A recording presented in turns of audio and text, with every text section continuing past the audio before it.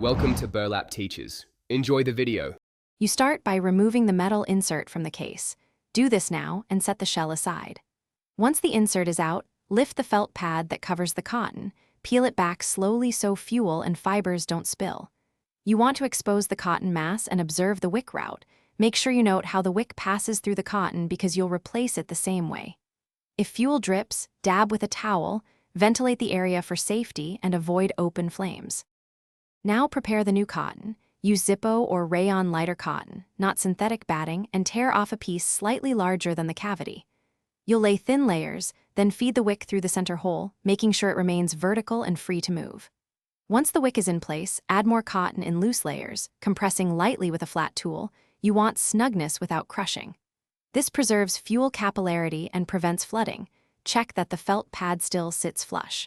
Finish by replacing the felt pad and sliding the insert back into its case. Once seated, add lighter fluid dropwise until the cotton is saturated but not dripping. You should trim any charred wick end to about 1/8 inch if it's uneven, then test the lighter outdoors, flicking the wheel while keeping the lid open. If the flame is weak or it leaks, remove the insert again. Make sure the cotton is not overpacked and the wick runs straight through the center. Reposition or replace.